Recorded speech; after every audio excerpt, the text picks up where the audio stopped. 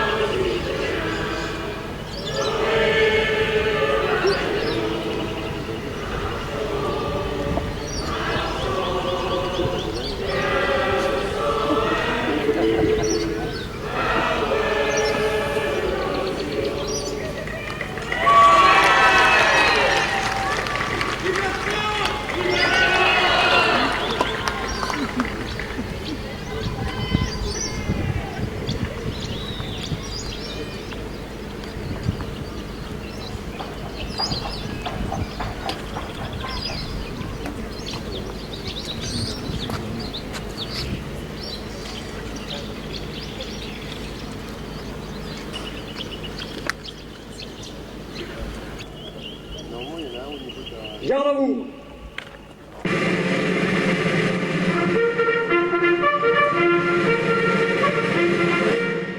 Présentez armes.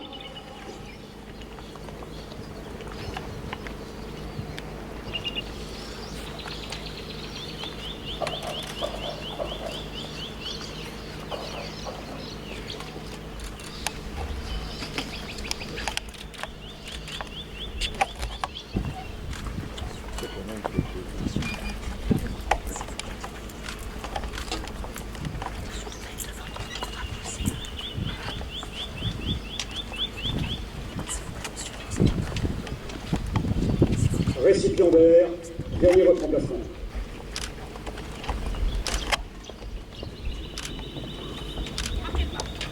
Marche.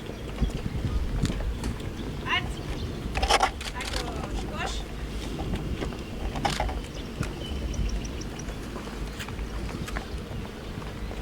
Portez armes. Ouvrez le banc.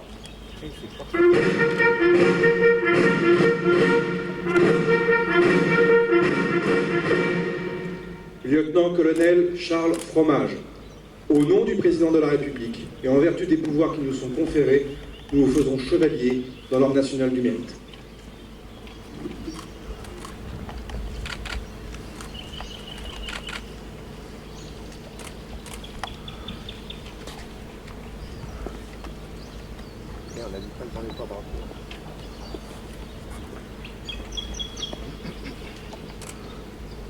Major Éric Havanet, au nom du président de la République et en vertu des pouvoirs qui nous sont conférés, nous vous faisons chevalier dans l'ordre national du mérite.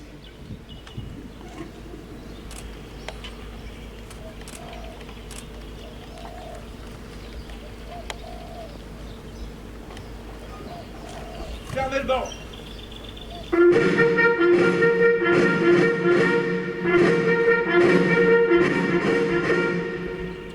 Reposez armes. Décorez, rejoignez les rangs.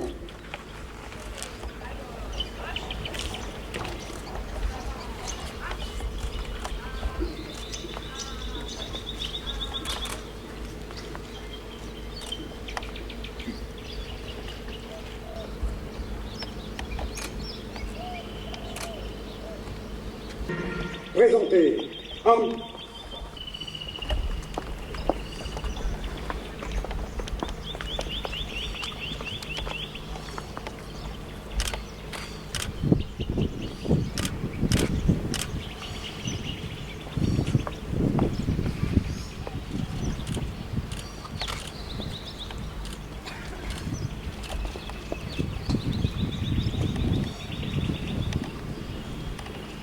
Aux morts.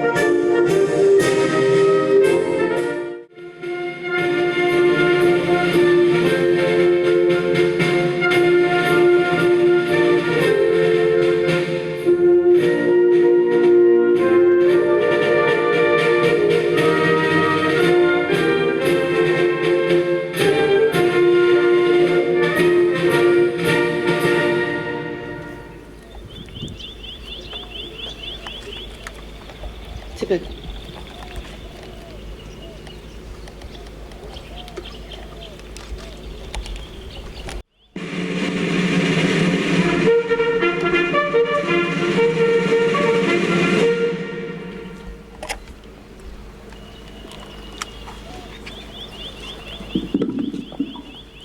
Message du président de la République à l'occasion du 80e anniversaire du ralliement de la Nouvelle-Calédonie à la France libre. Dès juin 1940, au sein de la population néo-calédonienne, les tractations du maréchal Pétain avec l'Allemagne suscitèrent des murmures indignés qui grossirent et bientôt grondèrent. Ici, malgré la distance avec la France, la lucidité fut très vite au rendez-vous et l'armistice vu pour ce qu'il était, une résignation au déshonneur, une renonciation à la liberté. Ces murmures devinrent clameurs lorsque le 22 juin, 2000 personnes se rassemblèrent devant l'hôtel de ville de Nouméa avant de se rendre au consulat britannique en entonnant la Marseillaise et God Save the King. Le 24, le Conseil général du territoire adopta à l'unanimité une résolution appelant le gouverneur à continuer le combat aux côtés des Britanniques. Le 26, Michel Vergès, un notaire, engagé volontaire de 14-18, publia un manifeste signé par 11 000 personnes qui s'éleva comme un cri de ralliement à Londres. Un formidable engrenage d'honneur se mit en branle sur tout l'archipel. Tandis que la France présentait deux visages, la Nouvelle-Calédonie faisait en bloc le bon choix. Dès le 19 septembre, le navire d'Henri Soto, émissaire de la France libre, chargé par le général de Gaulle de gagner officiellement la Nouvelle-Calédonie à sa cause, mouilla dans la rade de Nouméa. Le gouverneur proclama l'état de siège, barricada les routes, hérissa la côte de canon.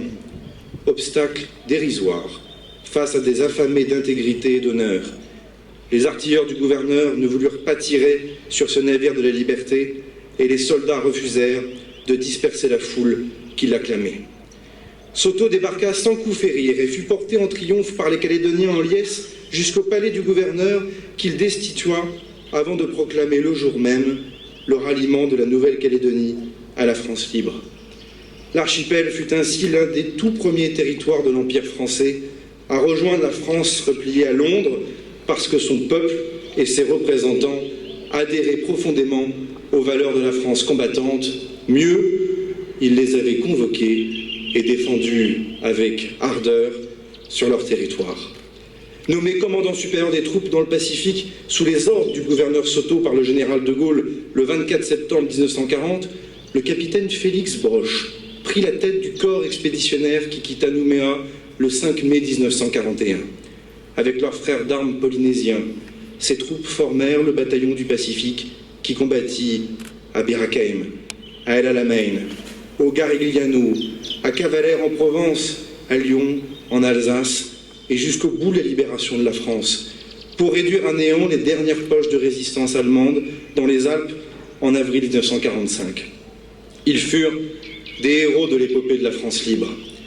Le camp du régiment d'infanterie de marine du Pacifique à Ploum honore la mémoire du Félix Broch en portant fièrement son nom, comme nous célébrons aujourd'hui la grandeur des soldats de la France libre sur la bien nommée place Bir Hakeim, la même où Félix Broch offrit sa vie pour une certaine idée de la France.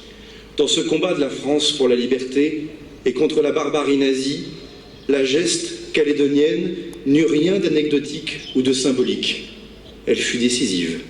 41 soldats du bataillon du Pacifique furent reconnus compagnons de la libération, l'un des plus beaux, l'un des plus glorieux titres de notre histoire. Et c'est toute la Nouvelle-Calédonie, en tant que collectivité, qui reçut en avril 1946 la médaille de la Résistance. C'est la grandeur et la gloire des Calédoniens que d'avoir eu, en si grand nombre et si tôt, avec une forme d'évidence, cette conscience farouche et fervente de leur devoir. Et je crois que ce ralliement enthousiaste des Calédoniens à la France libre inspire encore aujourd'hui leurs descendants dans leur exercice quotidien et exigeant de la démocratie. Longue vie à cet héritage.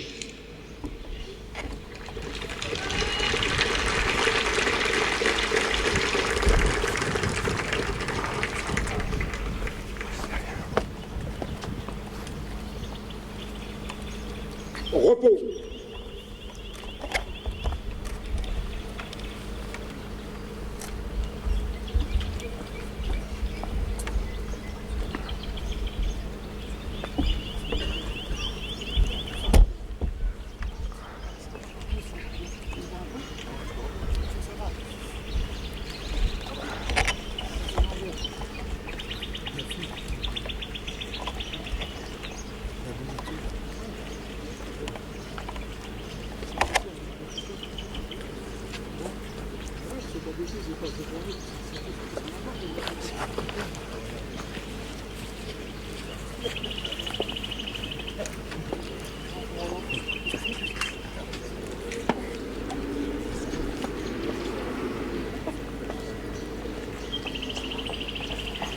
Ah putain.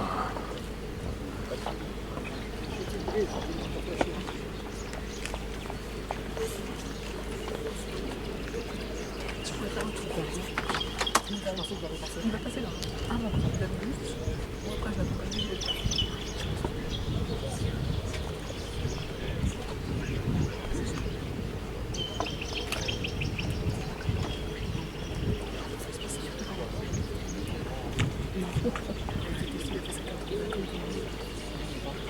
J'aurais deux temps. Il va venir ici. Ensuite, je partirai pour les décorer.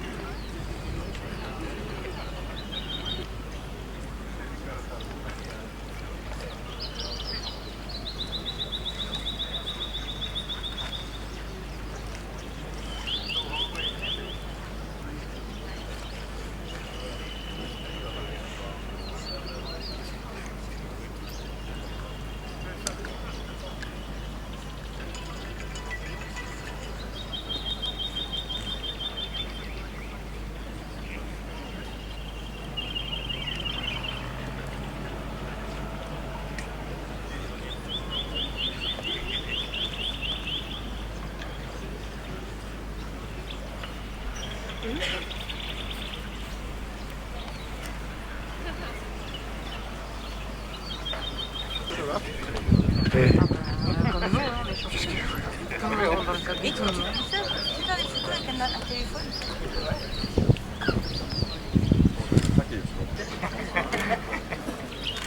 Mais ils sont jeunes. C'est ça qu'ils sont longs.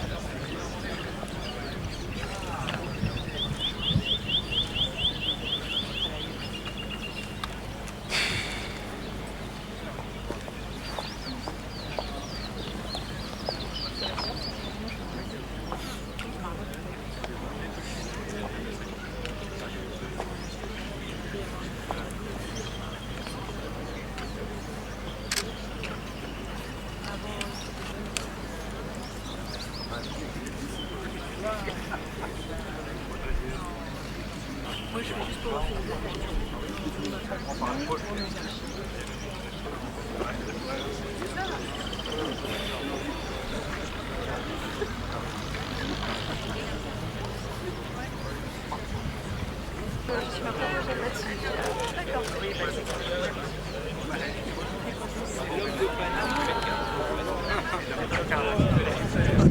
Hey.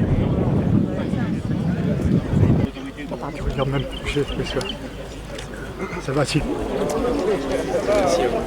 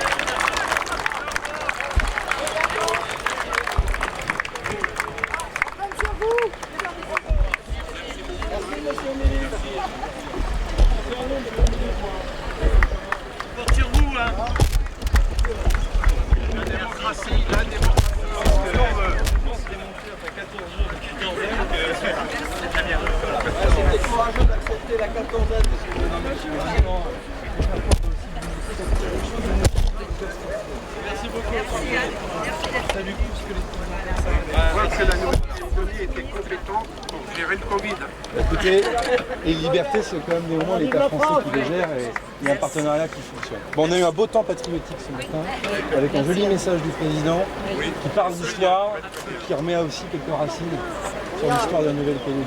Voilà. Merci en tout cas. Mais je vais recevoir les jeunes cadets du FCNU. Ça vous fait quoi de voir les drapeaux tricolores là, monsieur le ministre? Le ministre français, donc je suis content de voir un drapeau tricolore. Et les ouvriers et les fonctionnaires français de l'État français en Colombie. N'oubliez pas le discours, vous avez dit. Mon programme démarre. Le premier temps, c'est ce moment patriotique. On va continuer à travailler, puis on va travailler avec tout le monde. Voilà. Merci à vous.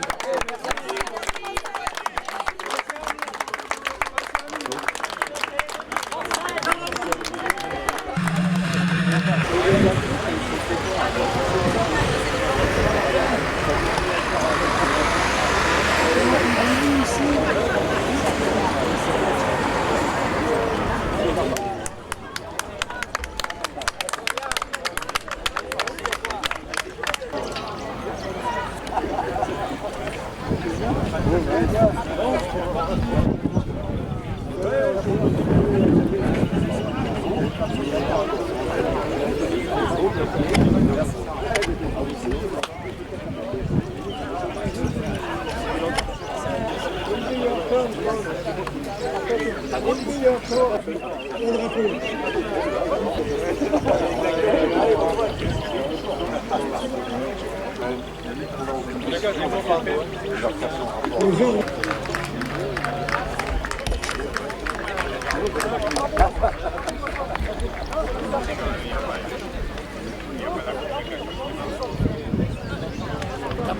Combien d'années là? Combien d'années? Je croyais que vous étiez Je suis à la retraite depuis 17 ans. Ah mais donc là vous êtes jamais arrêté. en freelance un peu, non?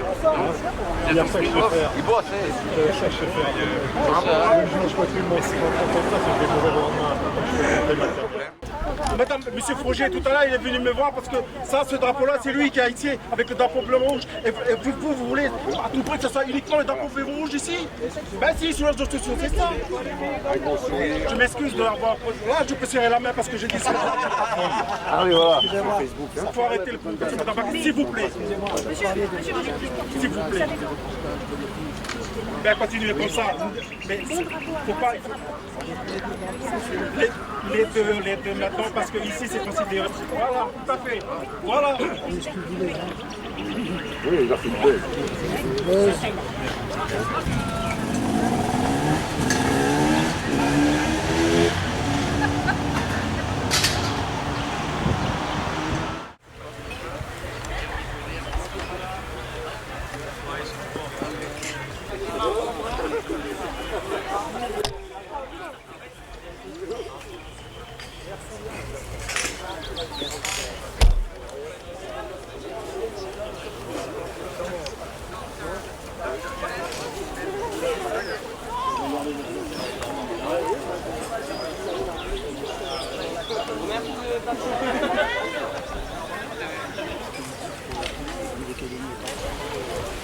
Mes respects.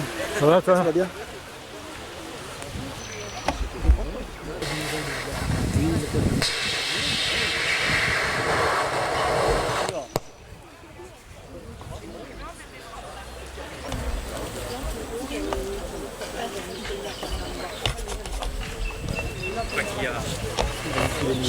Arwan, je t'ai repéré tout à l'heure, tu étais hyper punchy et tout.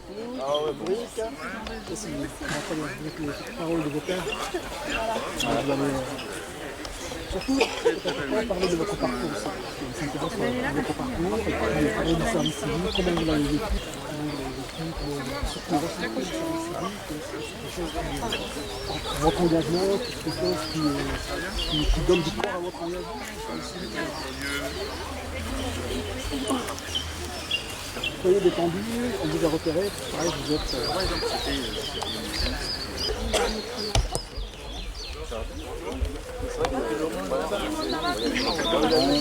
Ah oui, ça j'étais ma chaleur. Monsieur le ministre, vous avez souhaité pouvoir prendre un moment avec les jeunes et tous ceux qui les accompagnent, qui sont aujourd'hui dans les différents engagements que la jeunesse de Nouvelle-Calédonie peut prendre, dans lesquels elle peut s'investir, dans toutes ces différentes formes d'engagement citoyen que vous avez souhaité associer à la cérémonie au monument aux morts. D'abord, rappeler la fidélité de la Nouvelle-Calédonie au long de son histoire, et puis maintenant avec un temps d'échange que vous avez souhaité plus privilégié avec celles et ceux qui incarnent l'engagement de la jeunesse de Nouvelle-Calédonie. Chacun a sa tenue, vous allez les rencontrer et les reconnaître. Donc, voilà, donc ça vous donne les visages de cette jeunesse de Nouvelle-Calédonie engagée et désireuse de s'investir dans la construction du pays, dans le service pour les autres. Beaucoup vous le diront, ils sont motivés par des carrières dans les différentes institutions, des carrières dans les services de secours, les forces de sécurité. Et puis pour les jeunes qui sont en service civique, il y a aussi beaucoup d'engagement dans le champ social. Voilà, Monsieur le Ministre, en leur nom, je me permets de vous remercier très vivement pour prendre ce temps et manifester ainsi votre attention à la jeunesse, à ce qu'elle construit et dans toutes les formes d'engagement qu'elle peut prendre. Merci beaucoup, monsieur le haut-commissaire. On va faire déjà commencer par un message de remerciement pour les forces armées de Nouvelle-Calédonie, mon général, toutes armes confondues sous votre commandement, pour la belle cérémonie militaire que nous avons eue ce matin. Merci à celles et ceux qui s'engagent. Merci à celles et ceux qui, à un moment donné, choisissent de sortir d'une zone peut-être de confort, ou d'une zone de risque dans une période de sa vie, et décident de se dire, il faut que je m'en sorte et je crois au travail et au mérite pour y arriver. Et en plus, j'ai envie de faire quelque chose qui donne du sens à ma vie. Et l'engagement fait partie justement de ce sens que l'on donne à sa vie. Il y a ceux qui choisissent de subir, et puis il y a ceux qui, à un moment donné, interrogent leur libre arbitre et veulent chercher au fond d'eux-mêmes le sens profond qu'ils veulent donner à leur existence et à la société dans laquelle ils vont vivre. Et que l'on, à un moment donné, on caresse l'idée d'être policier, d'être militaire, d'être pompier, ou au contraire de rendre tout simplement momentanément un service dans un service public, quel qu'il soit d'ailleurs, du gouvernement, Monsieur le Président, ou de l'État, ici, et ben on participe justement à ce sens-là que l'on veut. Puis la deuxième des choses, c'est évidemment un message pour la jeunesse. Alors, il se trouve que je ne suis pas bien vieux non plus, pour être honnête. Mais chaque année, je me guéris et je m'éloigne quand même malgré tout un peu plus de ce qu'est être un jeune. Enfin, moi aussi, j'ai porté l'uniforme. Moi aussi, j'ai fait le choix jeune de devenir réserviste dans la gendarmerie nationale. Pardon, monsieur le contrôleur général de la police, mais j'ai fait ce choix de la gendarmerie et parce qu'à un moment donné, j'ai senti que j'avais besoin, moi aussi, d'exprimer quelque chose. Puis c'est aussi ce qui fait qu'à un moment donné, je me suis aussi engagé en politique.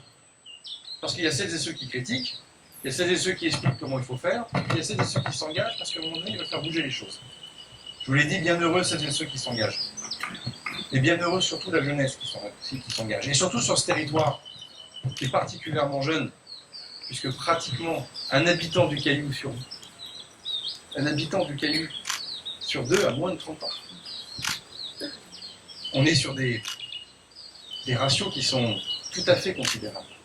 Et donc ils doivent nous amener aussi à prendre peut-être plus de temps pour vous écouter. Donc c'est pour ça que très symboliquement, après ce temps patriotique ce matin, ce temps militaire, ce temps protocolaire, ce temps républicain important, il y avait également ce moment de remerciement plus informel, plus amical, que j'ai souhaité organiser ici, pour mettre aussi un petit coup de projecteur sur ce que vous faites, sur le chemin qui vous a amené à faire ça, un petit coup de projecteur pour celles et ceux qui vous encadrent, et qui ont fait le choix de passer du temps dans des statuts d'ailleurs très différents les uns les autres pour vous accompagner, parce que vous êtes souvent les précurseurs de quelque chose. Rappelez-vous, il y a quelques années, je le dis pour le RSMA, les premières compagnies de RSMA, beaucoup n'y croyaient pas.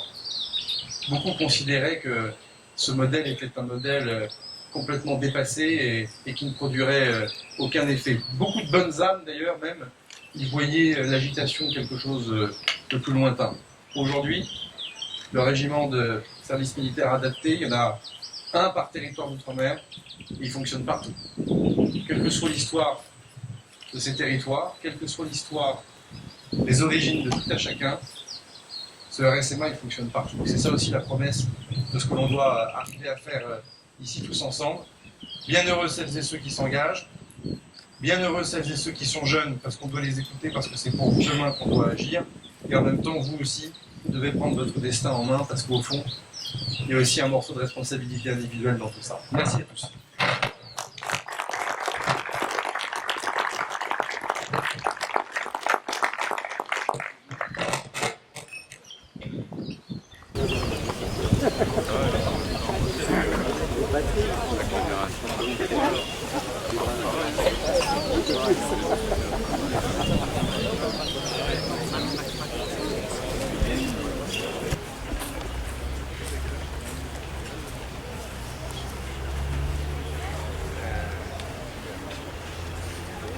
Et vous avec votre téléphone, qu'est-ce que vous faites?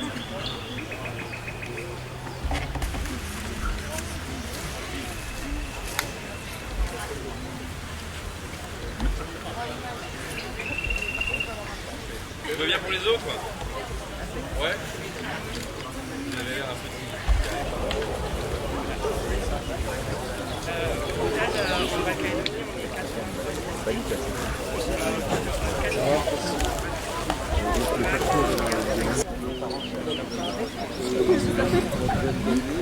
Bien. trempé jaune sur les ronds. Ça, mais le grand bien.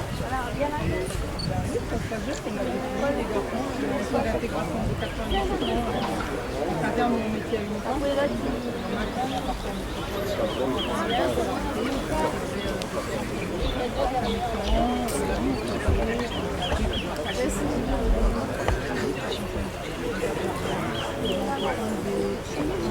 temps. Pas mal de pays.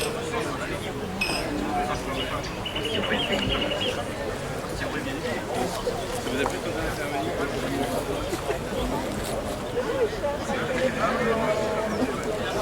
On fait une photo? Carl Le Payon. Exactement, allez. Se mettre.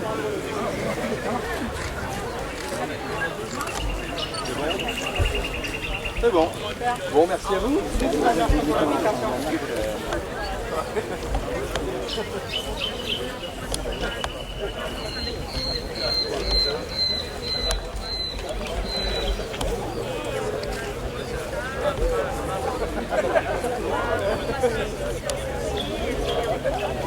Bonjour monsieur, vous avez besoin d'aide?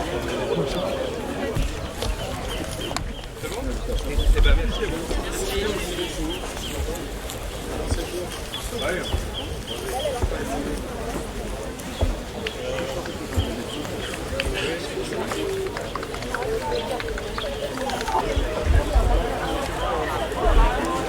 Et le pipi?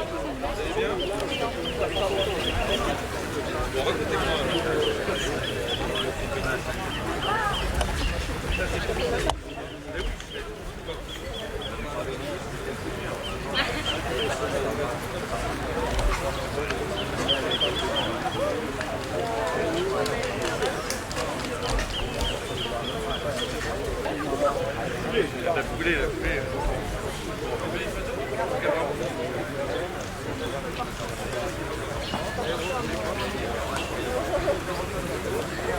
Bonne journée, au revoir.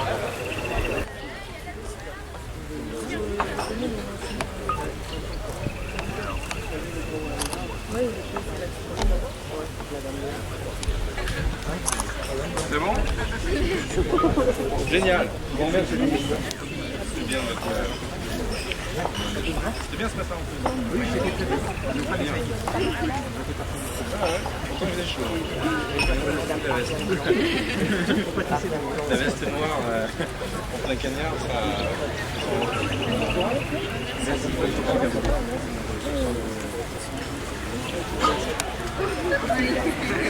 Aïe!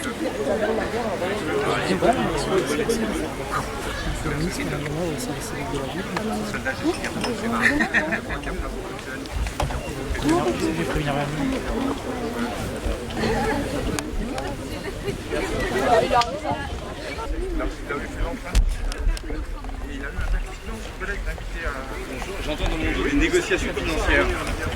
Racontez-moi.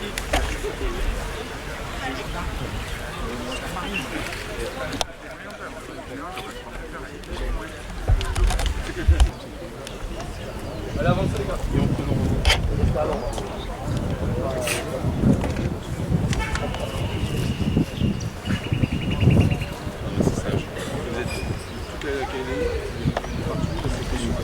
Donc la zone est située. c'est pas encore pas. Ah, c'est bon, c'est pas mal.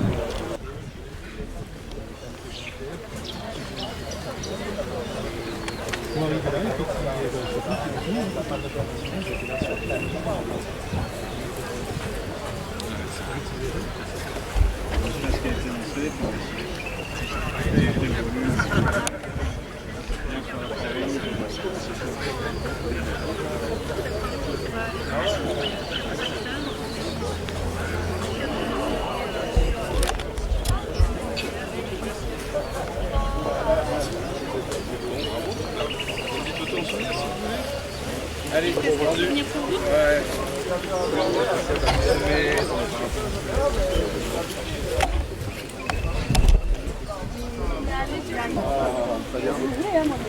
Génial. Merci pour la casquette. Merci. Merci beaucoup. Bon courage. Merci. C'est bien de cet après-midi. On va voir les jeunes. Ouais. c'était pas compliqué, t'étais comme ça.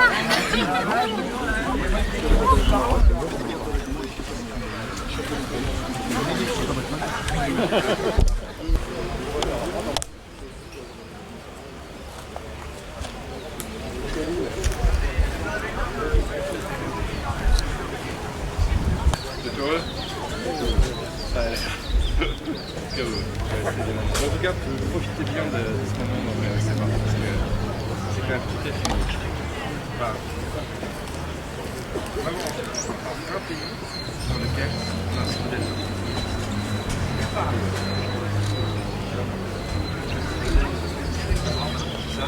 L'insertion d'apprentissage de négociation militaire, mais comme l'occasion d'apprendre pour le pays.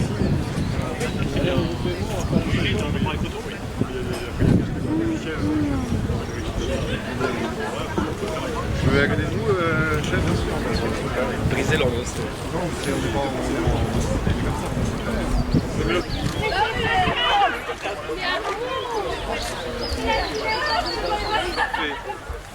Merci beaucoup. C'est bon?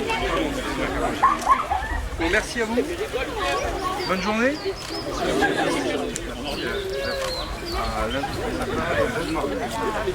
Bonne journée, bon week-end.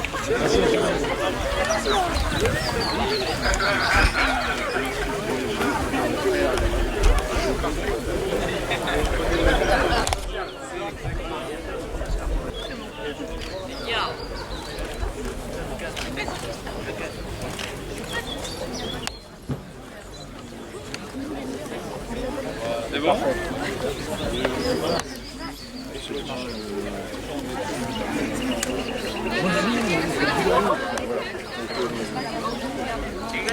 Putain.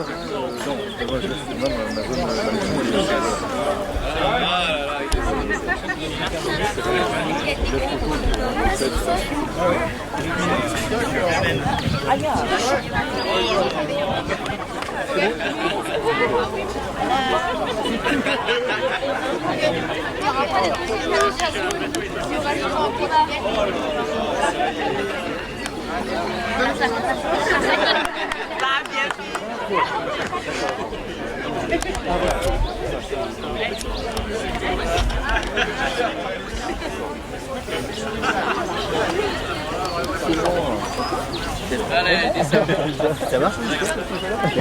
Moi je suis là. Ouais, je t'ai vu, je t'ai aperçu ce matin, j'ai essayé de faire la photo au moment où je... Ouais, bah, voilà, moi là, tu vois là, cette journée là, généralement je rentre comme alors c'est pour qui là?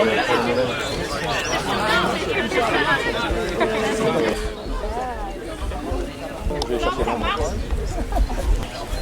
1, 2, 3, Donc ça veut dire qu'il faut qu'en fait que je s'en donne un autre. Je suis là, je dois pas le laver. Bah du coup, ouais. Elle a pas eu là, il sera enregistré.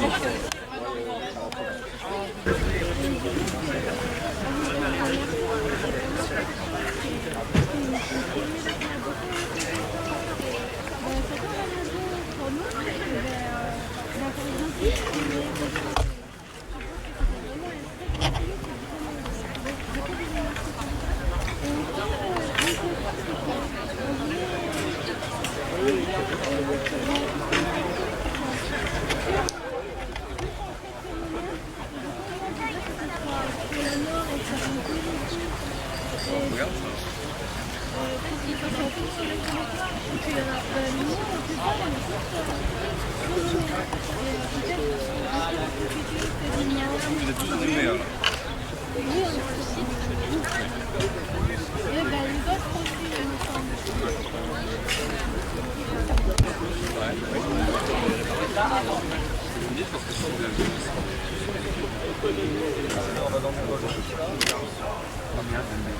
Qu'est-ce que vous voulez que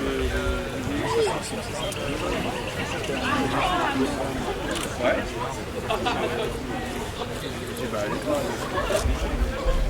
Vous avez posé des questions. Je vais partir avec des vaches.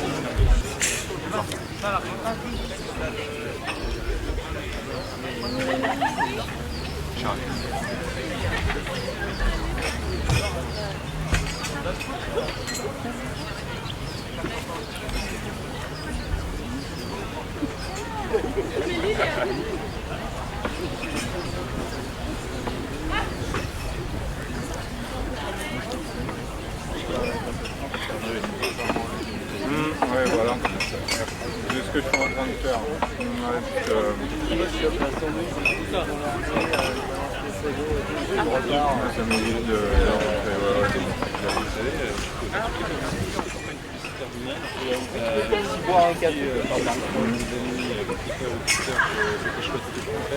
C'est la meilleure ambassadeur pour y arriver.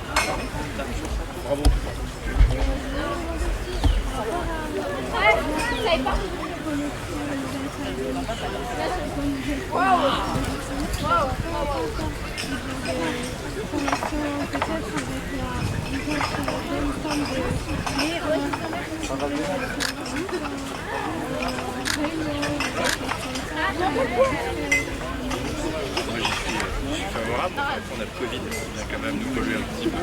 Et croyez-moi, ils ne vont pas forcément faire la quatorzaine comme moi j'ai fait. Donc voilà, mais effectivement, vous avez raison, la vie a vous savez, vous pourriez déjà commencer à avoir des échanges bio pour créer un peu une culture et la mise en réseau du service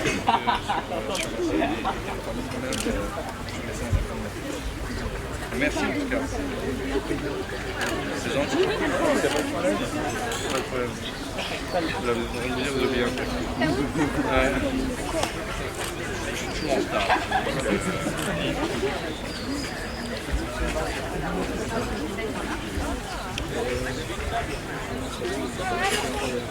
Allez, allez-y.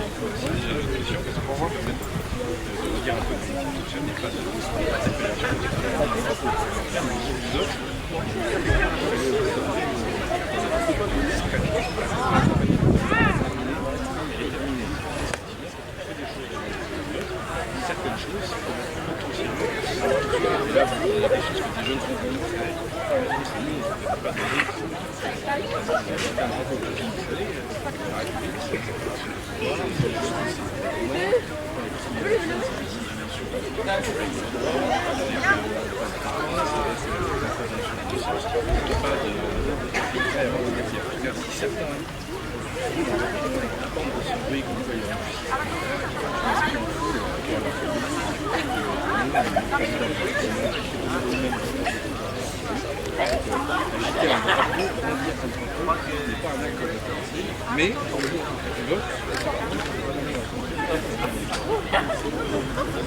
ah, la serre à Toto!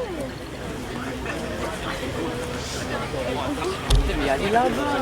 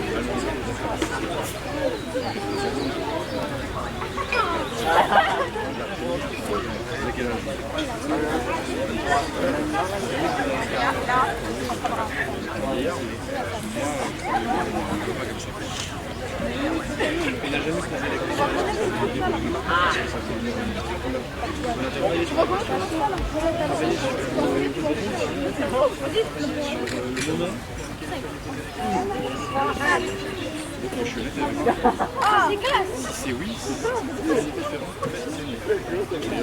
C'est dégueulasse! C'était pas de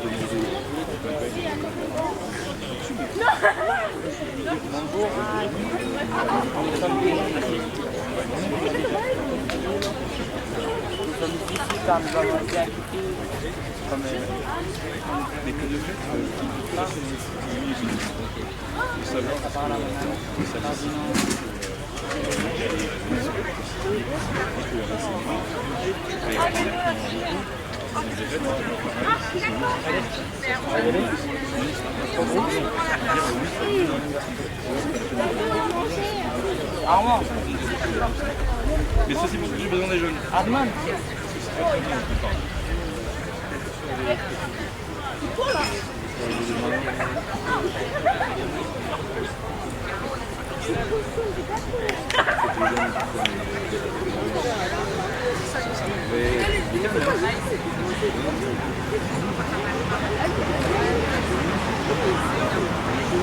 C'est mal élevé.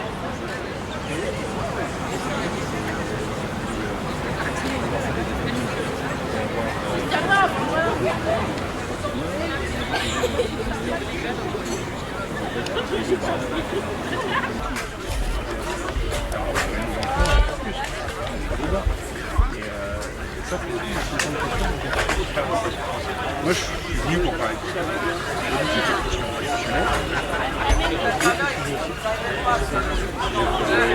Julien.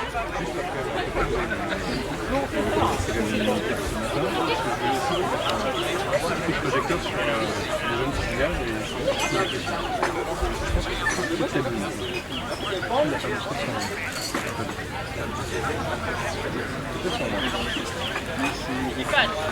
C'est pas une question de tabou. Retenez au mot ça. Allez-y. Du coup, par rapport à ici, Nouvelle-Calédonie, il y a le conseil chrétien, c'est là le 7 novembre, là-bas, il marche. Et c'est un peu plutôt... Alors une marche sur quoi, pardon? Marche congé, ça s'appelle. On la connaît. Et ben, en ce moment, ils font des trucs par rapport à ça, ils organisent. Et par rapport à nous, ici en Nouvelle-Calédonie, ben, je voudrais savoir qu'est-ce que vous pensez de la place de Dieu et de notre...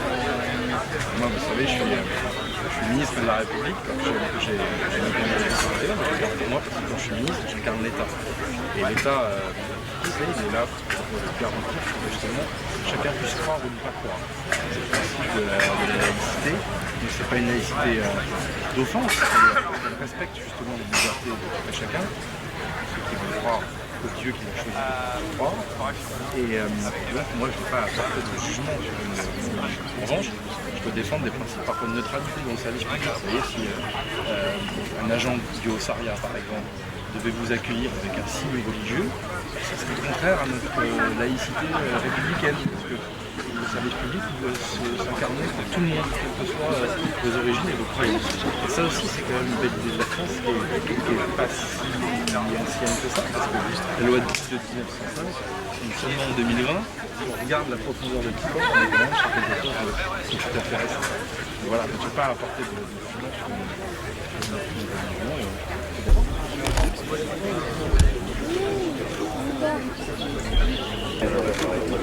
Vous laissez celle-là? Oui, allez-y.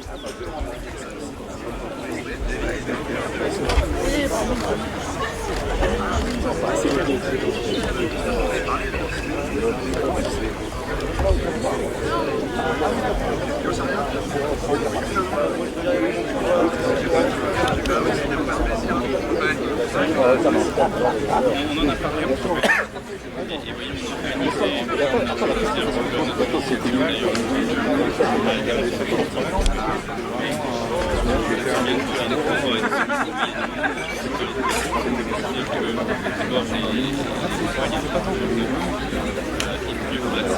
Et voyez, la sécurité,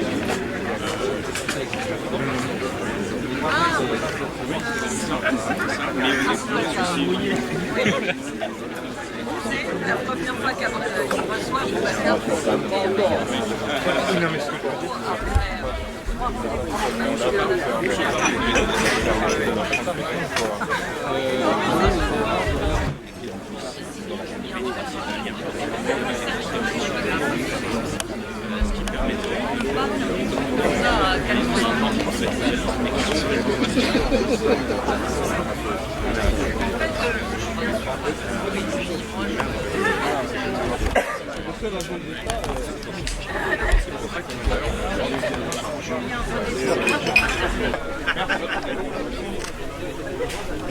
Oui, oui,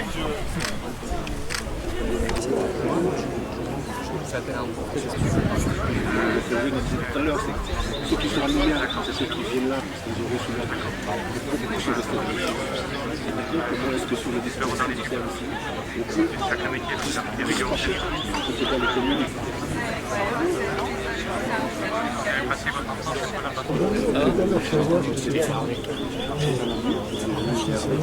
Non, mais je vois qu'il a été. Je pense que tu vas arriver.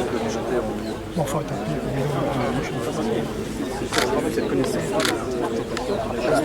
Madame le maire, Madame la récipiendaire, chère Sonia, par décret du président de la République en date du 31 décembre 2019, vous avez été promue au grade de chevalier dans l'ordre national de la Légion d'honneur sur le contingent du ministère des Outre-mer. Permettez-moi tout d'abord, comme il en est l'usage, de retracer les différentes étapes de votre vie. Vous naissez un 29 août dans le quartier des Volontaires à Nouméa, au sein d'une famille calédonienne depuis plusieurs générations. L'histoire de votre famille, comme celle de beaucoup de Calédoniens, est faite de voyages avec des racines bretonnes, franc-comtoises ou charentaises. Elle est également faite de courage et d'engagement, à l'exemple de votre papa, Yves Boyer, gaulliste de la première heure et plus jeune engagé du Pacifique. Vous grandissez à Nouméa et développez rapidement un goût pour l'indépendance et la liberté qui sera à partir en Australie pour y étudier l'anglais et découvrir de nouveaux horizons. Jeune femme, vous rencontrez celui qui deviendra votre époux, Louis dit Nounoun, médecin à Nouméa, avec qui vous mariez et fondez une famille avec la naissance de votre fils Louis en 1980. À votre tour, vous aurez à cœur de lui transmettre les valeurs que vous avez reçues en héritage, qui vous animent et que j'aimerais ici avec vous retracer en quelques mots. Votre parcours professionnel débute à votre retour d'Australie où étudiante. Vous êtes partie étudier l'anglais et découvrir cette île continent avec laquelle la Nouvelle-Calédonie et singulièrement Nouméa nouent une relation particulière. Vous entamez alors une carrière dans les médias et devenez la première speakerine de la radio publique calédonienne. Cette première expérience, qui peut sembler anecdotique, en dit peut-être plus qu'on imagine sur votre parcours. En effet, après avoir été la première speakerine de l'archipel, vous serez au cours de votre carrière une précurseur en devenant la première femme députée de Nouvelle-Calédonie, puis la première femme maire de Nouméa, incitant les femmes calédoniennes à s'engager pour leurs convictions, leur ville et leur pays. Après cette expérience dans l'univers des médias, vous relevez un nouveau défi, entrepreneurial cette fois, en ouvrant un commerce de vente de prêt-à-porter féminin dans le centre-ville de Nouméa. Ce défi, vous l'avez mené à votre manière, libre et engagée. Vous rejoignez donc le syndicat des commerçants de Nouméa, au sein duquel vous devenez une figure reconnue des Nouméens en prêtant votre voix à tous ceux qui soutiennent la lutte contre les monopoles. Votre détermination alliée à votre sens du dialogue, offensif parfois, vous feront obtenir de réelles avancées pour la liberté d'entreprise en Nouvelle-Calédonie. Ce premier combat vous permettra d'être reconnu et respecté sur la scène politique calédonienne et vous donnera le goût de l'engagement politique. Cet engagement, vous le débutez comme militante au Rassemblement pour la Calédonie dans la République du député Jacques Lafleur avant de participer en 1995 à la constitution du mouvement Une Nouvelle-Calédonie pour tous en soutien à la candidature de Jacques Chirac, à qui votre soutien n'a jamais manqué pour l'élection présidentielle.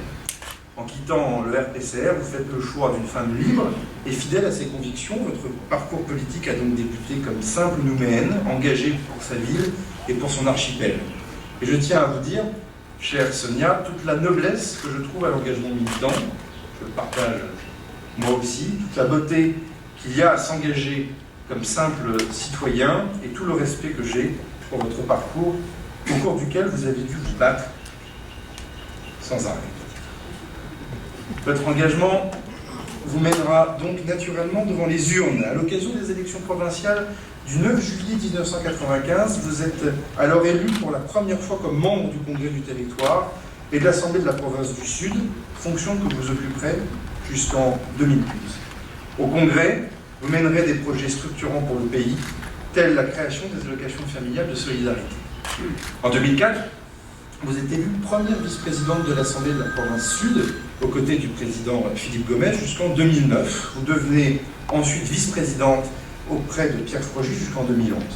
Vous marquerez votre passage à cette fonction par votre engagement pour l'action sociale, la culture, le tourisme et la condition féminine dans la province. À ce poste, vous avez fait montre de détermination pour maintenir les budgets de votre délégation et en particulier celui de la culture dans le tumulte des coalitions et des revers dont la politique, on le sait, a le secret. Vous œuvrez le temps de votre mandat à la construction de logements sociaux et permettrez l'accession de nombreuses familles calédoniennes à la propriété. Vous êtes alors démarquée comme une femme politique de talent, recueillant le respect de chacun. Ce parcours engagé pour la chose publique, vous le poursuivrez en vous présentant en 2012 à l'élection législative dans la circonscription de Nouméa, de l'île des Pins et des îles Loyauté. Les Calédoniens vous élisent avec 53,9% des suffrages au second tour.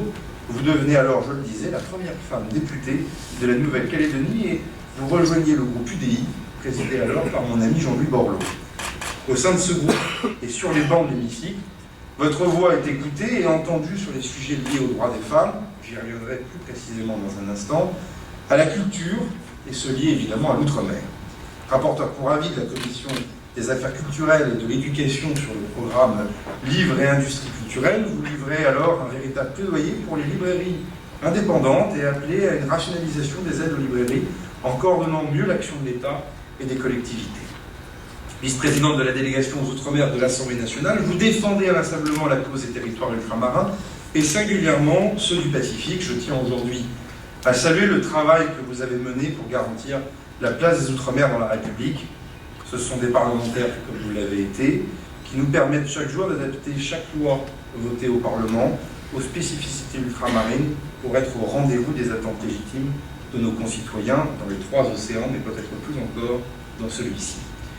Après 5 années à l'Assemblée nationale, vous avez gagné la réputation d'une élue courageuse, marquant votre mandat par des votes et des prises de position qui resteront dans l'histoire parlementaire, comme votre vote en faveur du projet de loi ouvrant le mariage aux couples de personnes de même sexe, ou votre discours à l'occasion de la proposition de résolution en faveur du droit fondamental à l'interruption volontaire de grossesse.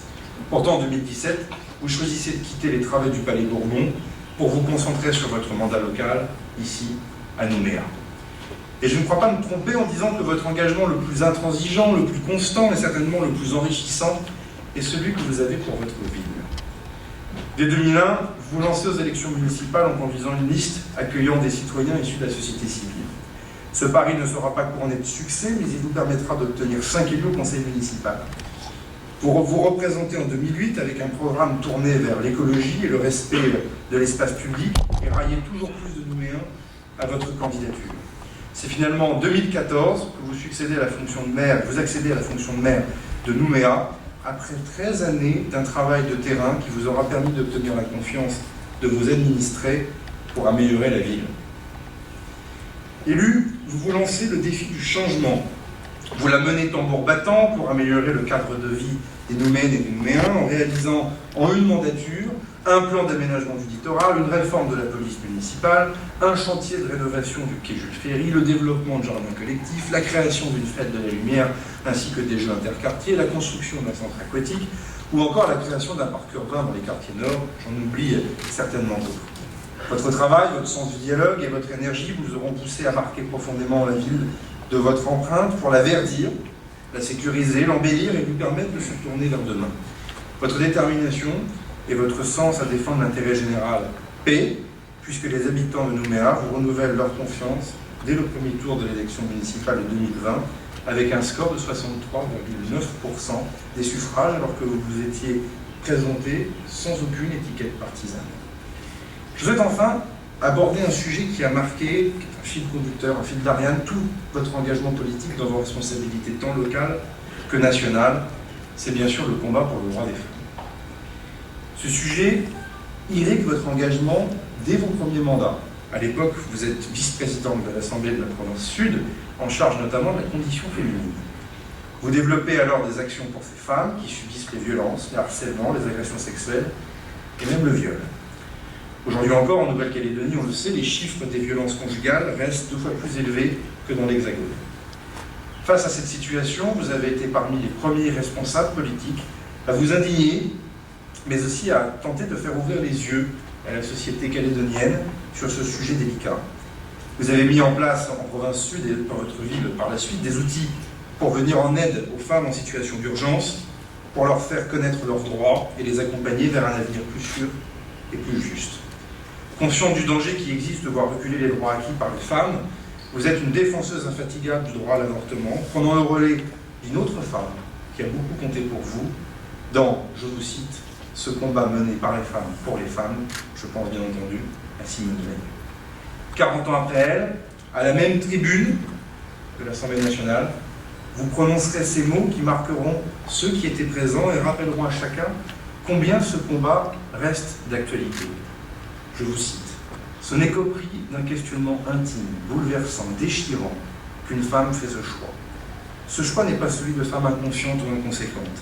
Il est celui de 222 500 femmes chaque année. Ces femmes, ce sont nos mères, nos sœurs, nos filles, nos amies. Souvent, elles taisent leur détresse et la culpabilité qu'elles ressentent.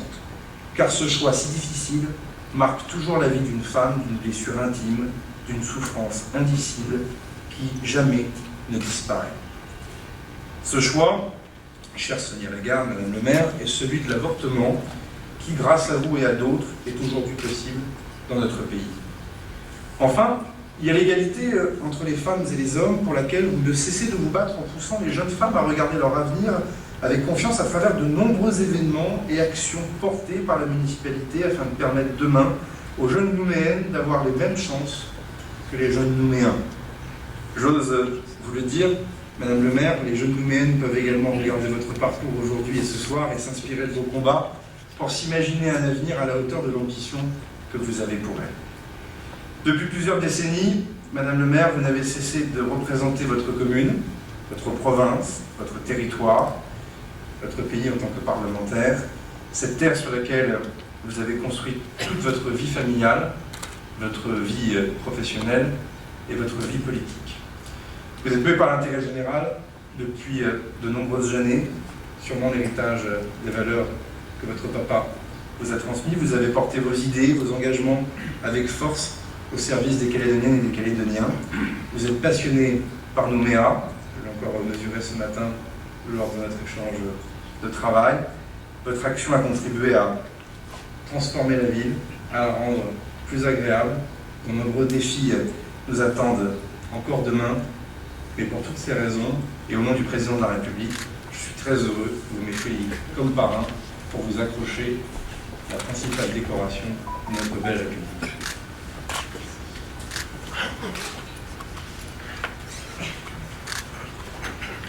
Madame Sonia Lagarde, au nom du président de la République et en vertu des pouvoirs qui nous sont conférés, nous nous faisons chevalier dans l'ordre de la Légion d'honneur.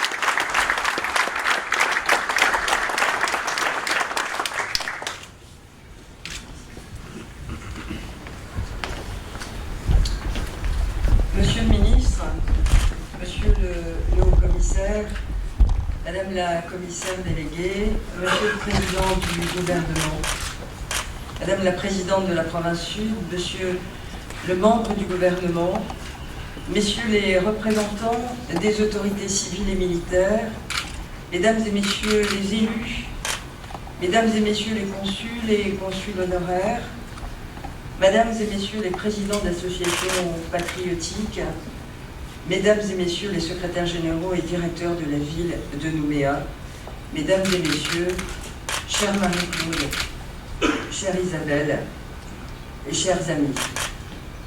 En cet instant, monsieur le ministre, vous venez de me remettre la distinction de chevalier dans l'ordre de la Légion d'honneur. Je tiens à exprimer au président de la République, à vous-même, à l'État, toute ma gratitude.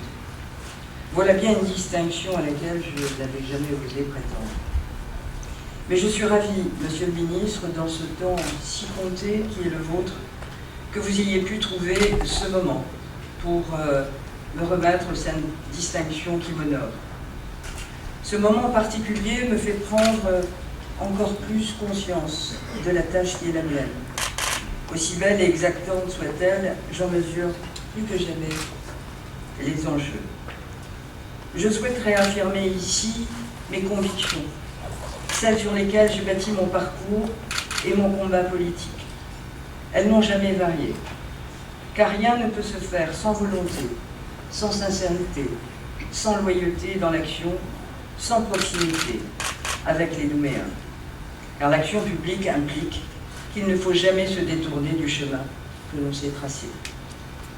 J'ai toujours porté, vous l'avez rappelé, une vraie ambition pour Nouméa. Tout au long de la mandature passée, de surcroît dans un contexte politique difficile au sein du conseil municipal, je n'ai cédé sur rien pour réaliser les infrastructures nécessaires à un mieux vivre dans la ville. Cette nouvelle mandature voulue par les Nouméens en mars dernier ne me fera pas changer de cap, car il reste tant à faire encore pour améliorer la qualité de vie de tous, quels que soient les quartiers. Alors Nouméa, Monsieur le Ministre, est le creuset des origines et des ethnies, des classes sociales et des parcours. Le vivre ensemble est fragile, et ma responsabilité de maire, celle de mes adjoints et de mes conseillers, est de le conforter, de le fortifier, de le renforcer. Monsieur le Ministre, votre venue s'inscrit dans un contexte politique calédonien particulier et ô combien sensible. L'incertitude pèse sur les Calédoniens. Le poids de cette incertitude est d'autant plus lourd que l'accord de Nouméa arrive à son terme et que nous aurons, sans doute pour la 3e fois, à nous prononcer sur un référendum binaire et qu'il est devenu si urgent d'établir les voies du dialogue afin d'écrire ensemble la première page d'une nouvelle histoire, d'un nouveau chemin à emprunter pour partager notre destin. Ce pays, à la fois si beau et si complexe, a connu des histoires douloureuses. La colonisation, avec son lot de spoliation des terres kanaks, l'indigénat, mais aussi celle du bagne, lieu de souffrance et d'exil, où des hommes ont payé leurs fautes dans des conditions à la limite de l'acceptable. Cependant, Monsieur le Ministre, le temps a passé et les cicatrices doivent se refermer. Alors, quelles que soient les rancœurs, les colères, les revanches, elles doivent se dissiper. Le temps est là devant nous pour assumer collectivement notre passé, notre héritage, notre histoire commune. Il nous appartient désormais d'avoir la volonté d'y puiser la force nécessaire pour asseoir définitivement un destin de paix, car au fond, dans ces histoires douloureuses, il n'y a pas grand-chose qui nous différencie. Alors oui, nous devons regarder le temps que nous avons consacré ensemble, depuis la signature des accords, à développer la Nouvelle-Calédonie. C'est bien tous ensemble que nous l'avons mis sur la voie du progrès, que nous l'avons ancré dans la modernité, que nous l'avons fait prospérer, que nous avons pris conscience de son exceptionnelle biodiversité et de l'impérieuse nécessité de la protéger. Nous savons à quel point il nous faut valoriser nos richesses culturelles diverses et transmettre nos valeurs communes à notre jeunesse. Alors le temps qui est devant nous est plus que jamais le temps pour avancer et non pas, comme l'a si justement dit le président de la République, je cite, de faire reculer l'histoire. Monsieur le ministre, merci pour cette distinction qui m'honore, mais elle m'invite à faire encore mieux pour cette première ville francophone du Pacifique, 3e ville française d'outre-mer et 42e commune de France. Cette distinction m'invite aussi à vous dire toute l'émotion qui m'habite en cet instant, où j'ai une pensée particulière pour ce jeune engagé volontaire du bataillon du Pacifique qui était mon père, qui, avec tous ses camarades calédoniens, a répondu, sans hésiter, à l'appel du général de Gaulle pour aller défendre un idéal, celui d'une France libre. Je remercie mes proches, mes amis, mon mari, mon fils qui m'ont toujours aidé et soutenu. Je remercie le président Mourguet et les membres de la France Libre de m'avoir témoigné leur reconnaissance. Je remercie les élus du conseil municipal, en particulier mon premier adjoint pour son indéfectible soutien depuis de nombreuses années. L'ensemble de mes adjoints et conseillers qui ont compris le sens de mon engagement et n'ont pas hésité à me rejoindre pour, avec moi, exercer le plus beau des mandats. Je remercie mon secrétaire général, mes secrétaires généraux adjoints et les directeurs qui sont là ce soir. Je les remercie pour leur confiance et leur loyauté. Je remercie tout particulièrement Isabelle Lafleur et Marie-Claude Chibao de leur présence et de leur soutien. Je sais toute l'importance qu'elles attachent, tout comme moi, à la construction d'un autre demain qui offrira de nouvelles perspectives pour un pays en paix avec lui-même et avec tous. Je vous remercie toutes et tous d'être là ce soir. Merci du fond du cœur. Merci, monsieur le président.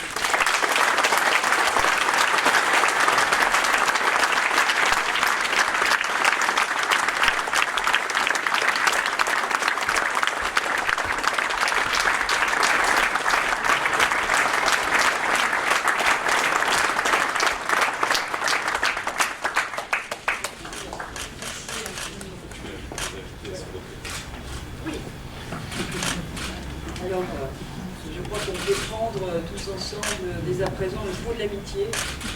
Voilà, je vais parler un petit peu.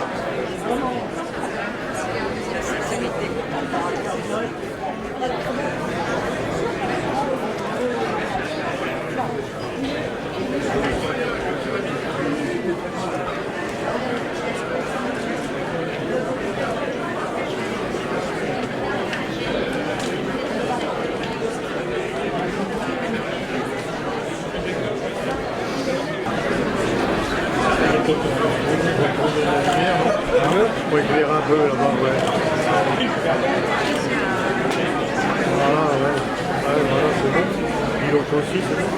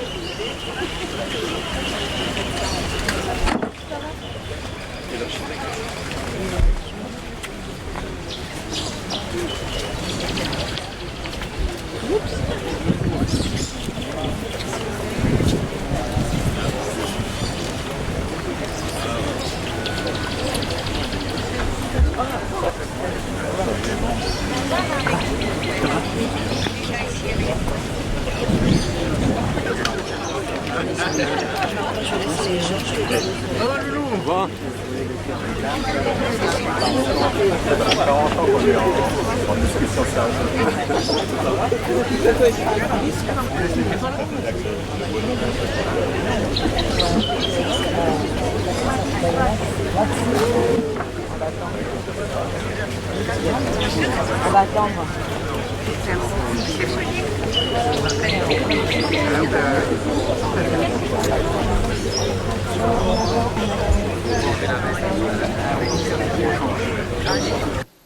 Et nous sommes aujourd'hui réunis, Square Ollery, pour un temps à la fois de mémoire et d'espoir. Un temps, Monsieur le Ministre, que je vous remercie de nous consacrer au début de votre dernière journée de présence et de travail en Nouvelle-Calédonie. Nous sommes au pied de la statue de Jean-Baptiste Ollery, ancien gouverneur de la Nouvelle-Calédonie de 1878 à 1880. Cette statue, témoin parmi tant d'autres de l'histoire calédonienne, une histoire complexe, heurtée, douloureuse et parfois violente. Elle est masquée ce matin par ce panneau que Marie-Claude Chibaou, Isabelle Lafleur et moi-même vous proposons de dévoiler sans plus attendre.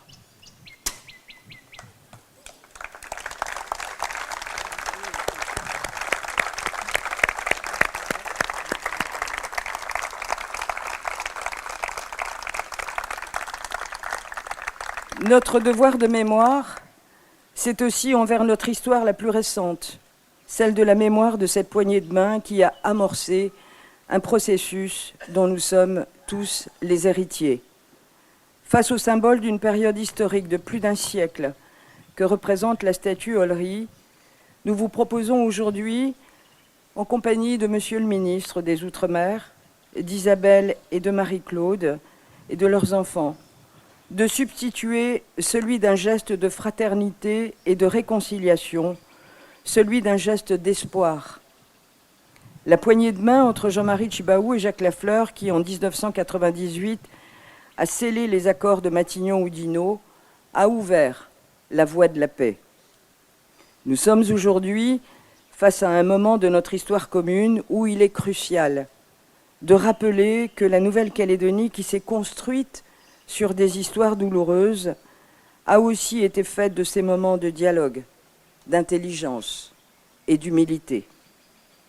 J'ai proposé au conseil municipal qu'il a accepté à l'unanimité que le Square Ollery devienne la place de la paix, en hommage à ces leaders politiques qui ont su dépasser les clivages antagonistes, les radicalités de leurs camps respectifs pour oser l'avenir. Au nom de leur attachement profond pour la Nouvelle-Calédonie, au nom des responsabilités politiques qu'ils portaient tous deux, ils ont su, par cette poignée de main, dessiner un chemin de paix. La période que nous vivons est compliquée. Et il était important, par ce geste de mémoire, de nous rappeler collectivement l'impérieux devoir de ne pas céder à la tentation de l'exclusion, du conflit, de la provocation, du retour à des postures qui fassent reculer l'histoire et nous ramènent à un passé que nous ne voulons pas, que nous ne pouvons pas revivre. Dans quelques mois, La statue représentant ces deux hommes et ce geste historique prendra donc place ici, au cœur de ce square, dans ce lieu qui rassemble au quotidien des Calédoniens de toutes ethnies et bien au-delà des clivages politiques. Je remercie l'association Mémoire de Jacques Lafleur qui porte ce projet en accord avec Marie-Claude Chibaou et qui sera réalisé par le sculpteur local Marc Fichet. Notre histoire est bien un tout. Il n'est pas question ici, comme l'a très justement énoncé le président de la République, d'effacer des traces ou des noms de l'histoire, pas plus qu'il n'est question de déboulonner des statues. La statue du gouverneur Olry, qui aujourd'hui, plus d'un siècle après son installation, interroge encore et peut heurter certains de nos compatriotes, fait partie intégrante de notre histoire. Et c'est pourquoi elle trouvera sa place dans quelques mois au sein des jardins du musée de la ville, en témoin de cette période. Enfin, je voudrais dire à toutes et tous qui, ce matin, êtes venus partager ce moment d'hommage à ces deux grands hommes, que l'histoire nous regarde, que cette poignée de main nous oblige, qu'elle nous oblige à être dignes de leur courage, qu'elle nous oblige à regarder l'avenir et à imaginer ensemble, dans le respect du dialogue, de devenir enfin cette terre de parole et de partage. Que le geste de responsabilité et de paix que représente cette poignée de main reste présent à chaque instant dans nos esprits. L'oublier, je l'ai dit, serait faire reculer l'histoire. Pour la Nouvelle-Calédonie, pour les Calédoniens, d'où qu'ils viennent, nous n'en avons pas le droit. Je vous remercie.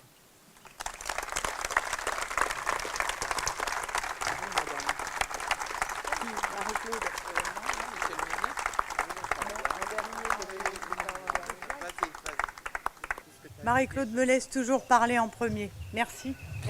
Merci à vous d'être là. Je crois que Sonia vous a dit tout. Moi, je vais vous dire faire une confidence. Je n'ai pas beaucoup dormi cette nuit. Parce que pour cette journée, qui est pour moi de nouveau une journée historique, la deuxième chose, et là vous allez le découvrir, je suis désolée Emmanuel de te dire ce que je vais te dire maintenant, et Pascal aussi.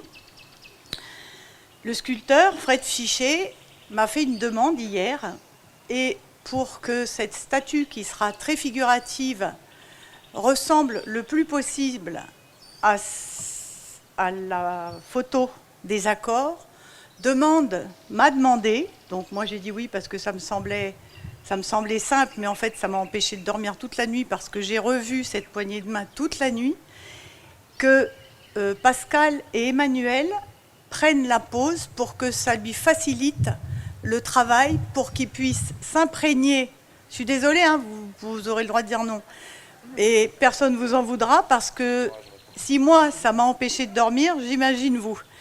Donc, c'est vrai que pour faciliter ce travail et pour qu'elle soit le plus possible ressemblante à la réalité, il faudra peut-être que vous fassiez cet effort, mais personne ne vous en voudra si vous ne le faites pas. La troisième chose qui m'a empêché de dormir, Monsieur le Ministre, c'est ce qui se passe en métropole, parce que j'ai appris hier en rentrant du conseil municipal que ma fille, une de mes filles qui était à Paris, avait le Covid. Et ça, pendant 3 semaines, je vais avoir peur. Et nous ne mesurons pas assez la chance qu'on a ici d'être libérés de ça. Alors on est peut-être un village résistant, mais bravo à ceux qui ont géré cette crise. Et j'avoue que cette sécurité qu'on a ici, elle est extraordinaire. Monsieur le ministre, vous avez beaucoup de donneurs de leçons en métropole sur le sujet. Je crois qu'il faudrait un peu plus d'humilité et de solidarité avec le gouvernement dans ce cas-là. Et la dernière chose que je voulais vous dire,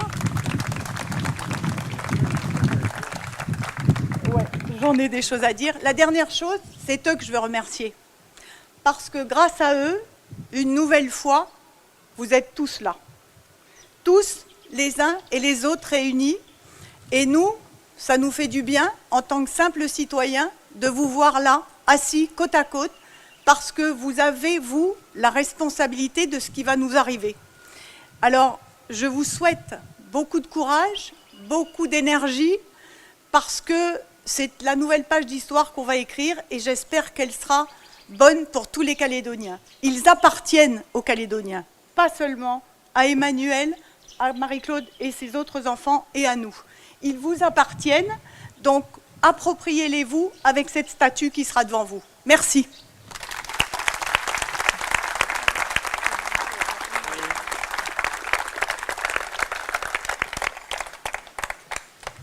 Bonjour à tous. Je pense que Sonia a dit l'essentiel. Je voudrais juste rappeler que voilà, c'est la première fois en Nouvelle-Calédonie que l'on va mettre sur la place publique 2 hommes de chez nous. Donc c'est quelque chose d'important. Je veux dire aussi que pour avoir tourné beaucoup dans les établissements scolaires avant les élections, beaucoup de nos enfants ne connaissaient pas l'histoire de la Nouvelle-Calédonie, l'histoire des événements. Je voudrais aussi dire que lorsqu'on en a fêté les 10 ans de l'agence, on avait mis une image de Jean-Marie Tjibaou et de Jacques Lafleur. Et lorsque l'on a interrogé nos élèves, ils demandaient qui étaient ces personnages de l'histoire calédonienne. Beaucoup ont répondu Nelson Mandela et un autre personnage. C'est pour vous dire que j'espère que cette statue qui va être érigée ici va être, pour la conscience collective, pour nos enfants, des repères. Voilà ce que j'ai envie de dire à nos enfants. Et puis j'ai envie de dire à vous, les politiques, qu'au moment où Jean-Marie Tjibaou a signé les accords de Matignon, il savait à quoi il s'exposait. Je le répète, je l'ai dit souvent, quelques minutes après, il m'a appelé et je lui avais dit « Il faudra que tu expliques pourquoi il y a nécessité de prolonger, de mettre 10 ans. » Les 10 ans ont passé, 30 ans, presque 40 ans sont venus. Et aujourd'hui, je me réjouis de vous voir tous assis, les uns à côté des autres. Et je voudrais que,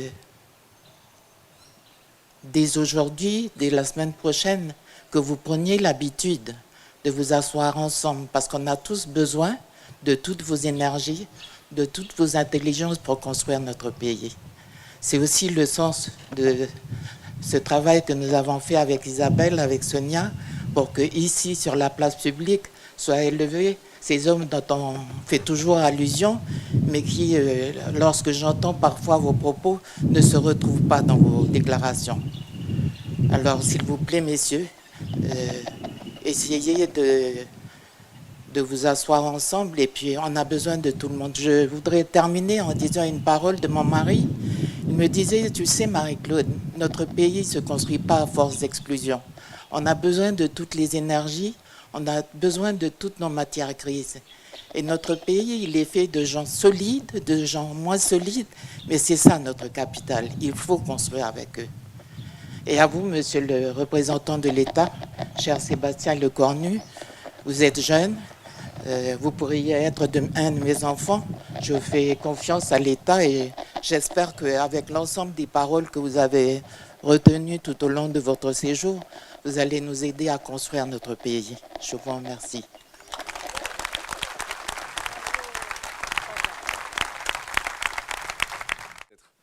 Le premier déjà, c'est un message de reconnaissance pour Mme le maire de Nouméa et l'ensemble du conseil municipal, car il fallait prendre l'initiative et il fallait la prendre non pas tant au regard du contexte référendaire ou institutionnel, mais il fallait aussi le faire dans un contexte dans lequel effectivement, malheureusement trop souvent, on oublie l'histoire profonde et on finit à déboulonner des statuts de manière peu républicaine et au final peu respectueuse de l'histoire collective. Et la méthode que vous avez employée, Madame le maire, qui montre au fond qu'il y a ces sédimentations et ces successions d'histoires qui parfois remontent au fond du temps et au fond des siècles et qui ensuite se sédimentent comme des couches géologiques et sur lesquelles chaque responsable politique et chaque génération de responsables politiques a non seulement la responsabilité d'en écrire une page, parfois à ses dépens, parfois de par son propre courage, mais aussi à un moment donné de la célébrer et de la mettre en valeur. Effectivement, Madame Djibaou, vous avez raison,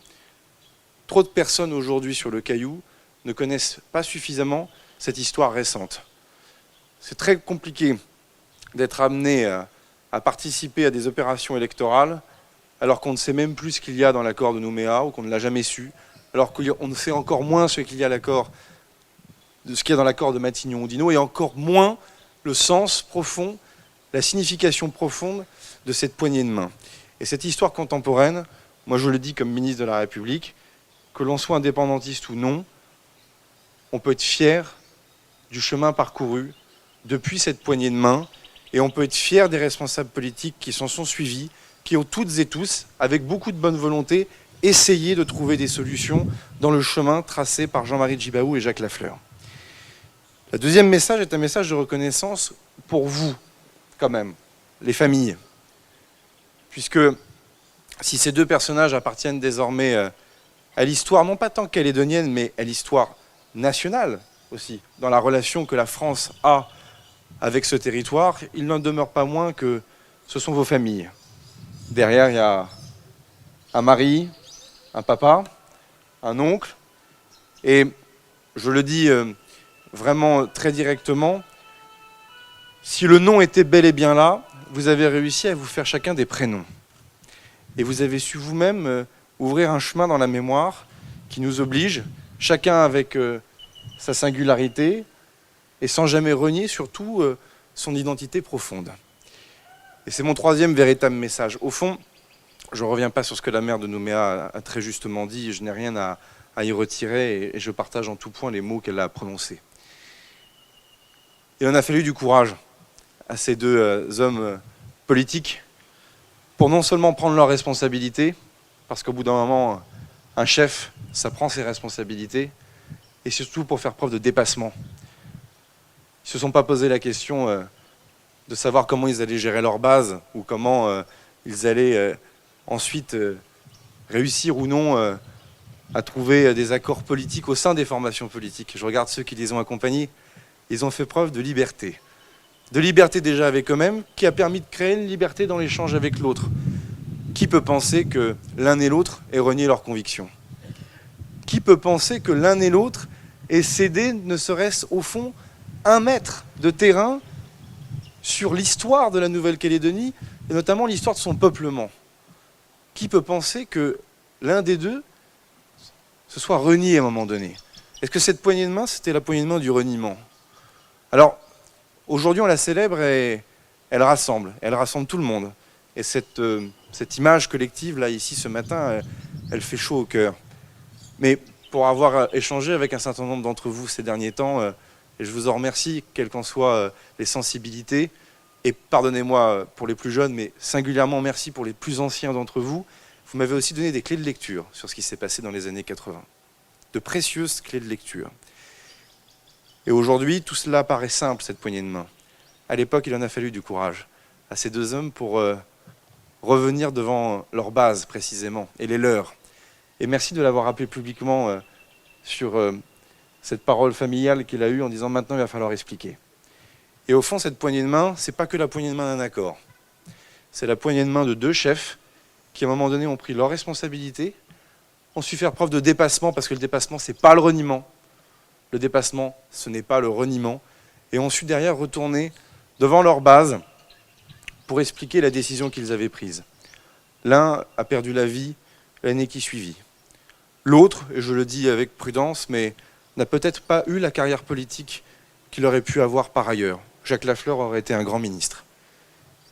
Et de cela, ils en ont fait un don personnel, qui désormais, mesdames, messieurs, Lafleur et Djibaou et Lafleur, deviennent un don familial qui nous oblige, pas à faire des accords à tout prix et n'importe comment, parce que c'est pas ce que veut non plus l'État français, pas des accords ou des solutions pour gagner du temps et se renier, tout simplement garder cette méthode, garder cet état d'esprit. On ne renie pas ce que l'on est, on ne renie pas son combat, Mais si vraiment on croit à la paix, c'est quand même le troisième mot qu'il faut retenir de la matinée, place de la paix. Si on pense vraiment que le sang n'a pas besoin de couler pour arriver à trouver une solution politique à un problème politique, au sens noble du mot politique, eh bien on n'y arrivera pas. Et je pense que cette poignée de main, elle doit nous inspirer. Et comme aurait pu dire le père Roch Apikawa, ite missa est. Merci beaucoup.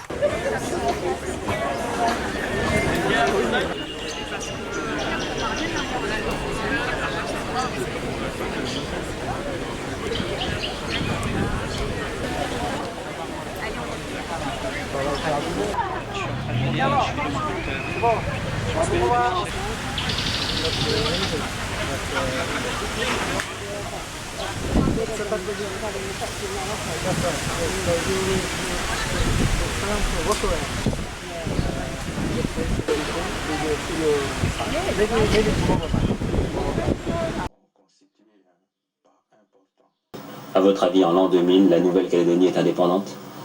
Pour moi, oui, mais avec tout le monde. Et vous, Jacques Lafleur? Pour moi, non, mais avec tout le monde.